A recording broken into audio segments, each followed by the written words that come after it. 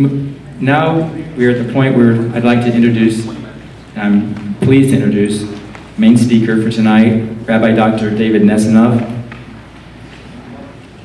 He's someone who has now spoken to at least 160 Chabad houses all over the world, in the US, Australia, Israel, England, and he might come up and tell us how many more he's done since then.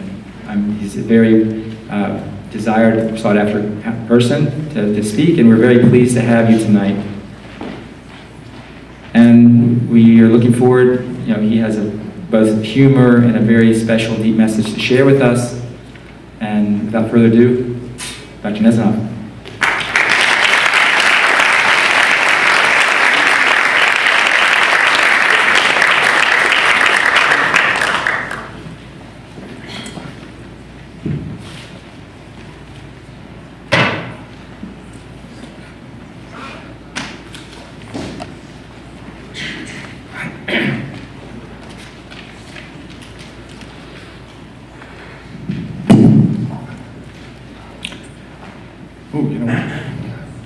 Welcome. Hello.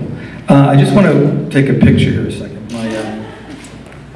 My wife doesn't really believe I went to Pittsburgh today. She never saw me get up at 4 in the morning to take 2 planes to go anywhere in Pittsburgh. She thinks I'm in Las Vegas or something. I am going to Las Vegas, but no. So, anyway, it reminds me, if you can at this moment, turn off your cell phones. Don't text while I'm speaking. If I see you texting, I'm going to text. I'm very busy also. I'm a very busy man. You have text, I'll text you. We'll text each other. Someone left their ketchup over here.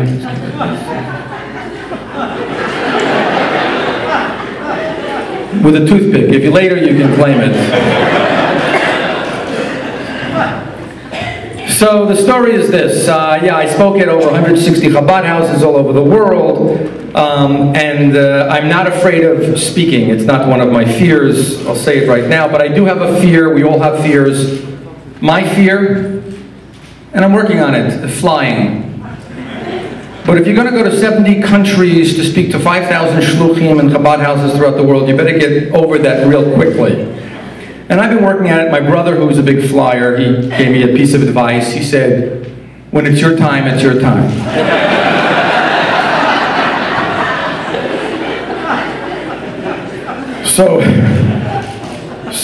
But I started thinking about it. Actually, it is good advice. If it's your time, it's your time. Okay, it worked for me. Until I started really thinking about it and I thought, what if it's not my time? But it's the time of the guy sitting next to me.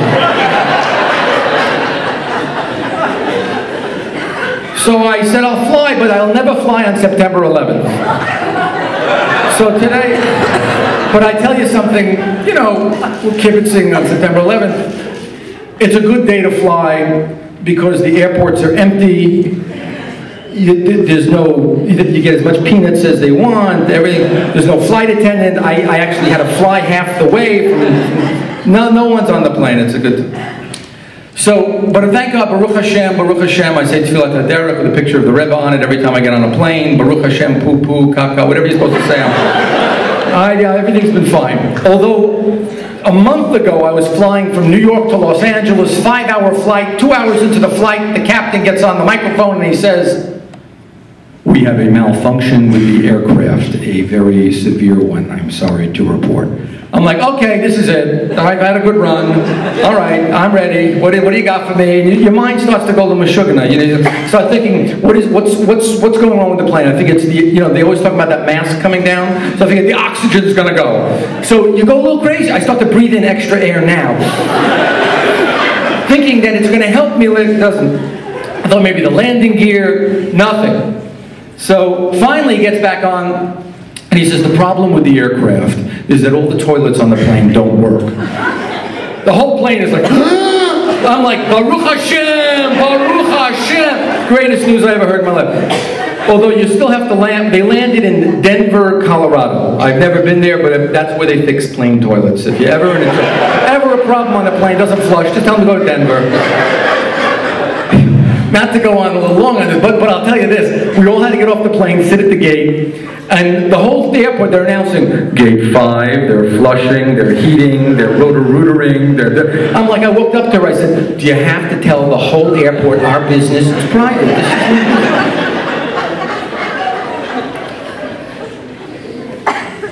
This is So I thought that was it with my plane stories, but if you fly long enough, last week, the day before Rosh Hashanah, I'm flying from Chicago to New York, JetBlue.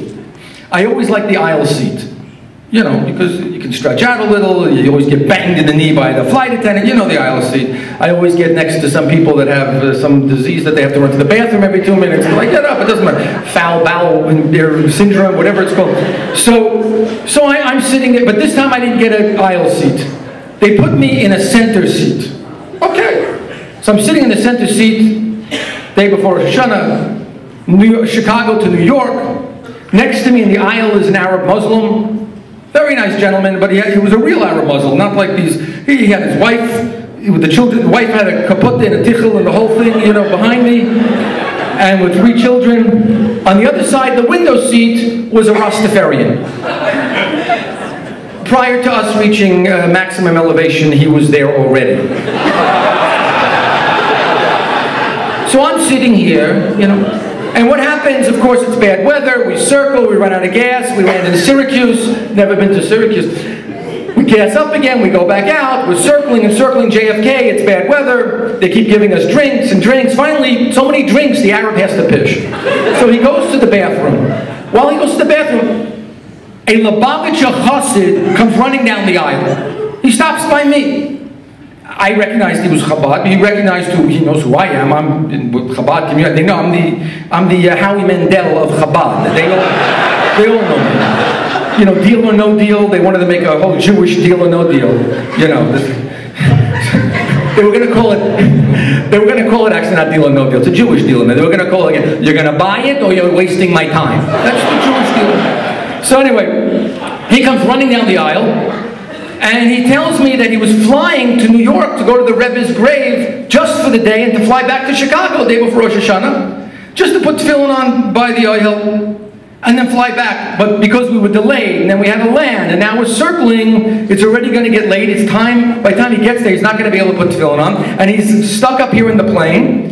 And he said if he was flying to Israel, okay, he'd put tefillin on the plane. But here, Chicago to New York, we're not even allowed to stand up because of the turbulence, and if he starts to put it on, he can't talk, and people are going to ask him what he's doing. He was all flustered. What do I do? I said, listen, you go bring the tefillin here, stand next to me, take care of it. If anybody asks you a question, I'll take care of it. He runs down the aisle, gets his tefillin, comes back, rolls his sleeve up, pulls it.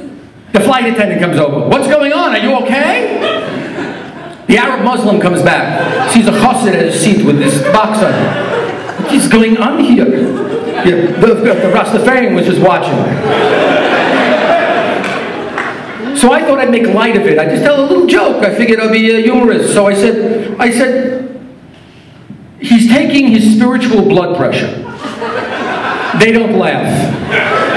Of course, the Rastafarian was laughing, but he was staring at clouds.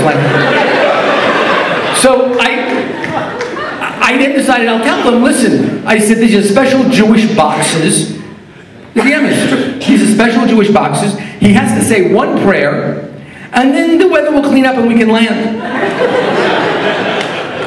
The Arab at that point was like, okay, let him do it. The flight attendant said, okay, go ahead, say the blessing. So he says, Baruch tefillin. I say, Amen. The pilot comes on the speaker. The clouds are cleared up. We're ready to land. The flight attendant says to me, that worked. The Arab said, I've never seen such a thing in my life. And the Rastafarian was like, whoa. Now, only reason I tell you this is because after 25 years of work here, okay, you're all proud of yourselves, but so far, the Arabs, the flight attendants, the Rastafarians have no idea what tefillin is. You got a lot more work to do, that's all I'm saying. Come on, double up your efforts. For some reason, they don't know what it is. So we got more work to do, we got more inspiration to be done, and that's what we're here to do tonight. I received an inspiring call from my daughter today when I arrived. My daughter, all of 18, started out